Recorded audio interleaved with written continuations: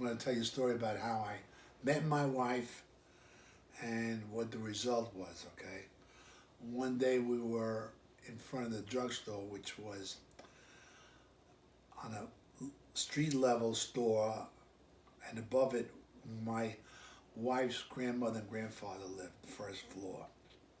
So we were playing outside with my friends, and one of them was annoying me, okay, and he annoyed me enough so that I took his hat and I climbed up a light pole, the kind that doesn't exist anymore, but at the time it was a certain kind of pole.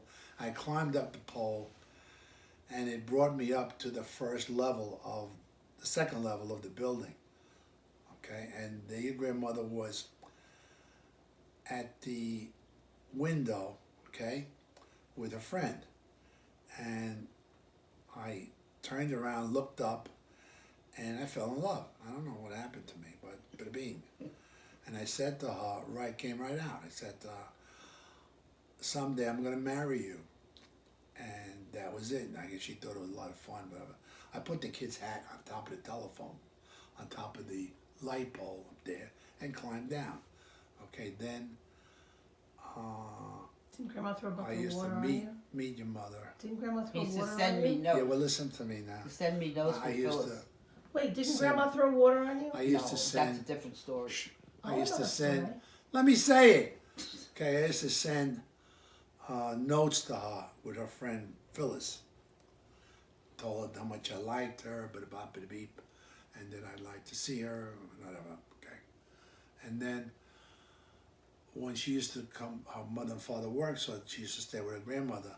So every once in a while, I would go under the window, and I would whistle for her, so she'd know I was outside.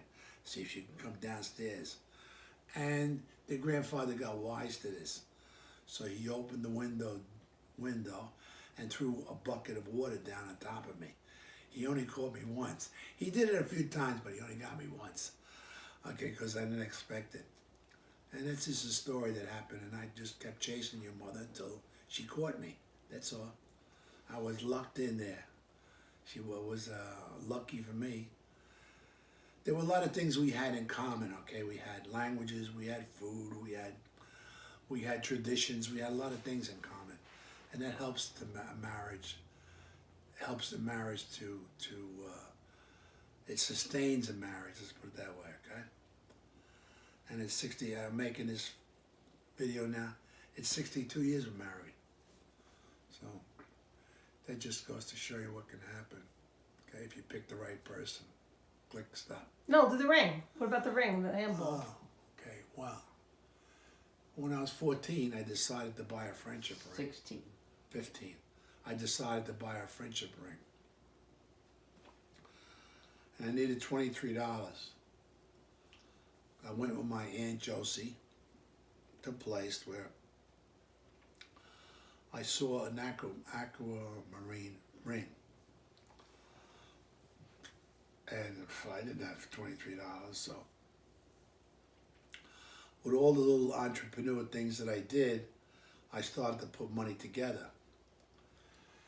And on a particular weekend, starting probably on a Friday, okay, I played handball for money. Well, I always played handball for money, but this particular week, Friday, Saturday, Sunday, I know I played handball. And I probably was so inspired that you couldn't beat me. So I earned money. I think I won every game. I know I won every game.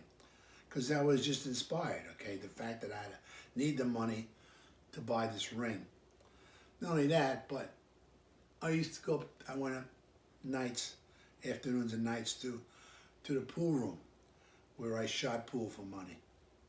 And I made money. I made enough to cover between the handball and the pool to cover the $23. I beat guys in pool that taught me how to play pool. I was just inspired. You couldn't beat me. It was an inspiration, okay? It was something that comes to you, okay? I got the $23 together, And my Aunt Josie and I went and bought the ring, which I presented to my loving wife. I figured I'd lock her in. Okay, so, and I gave it to her. Ah.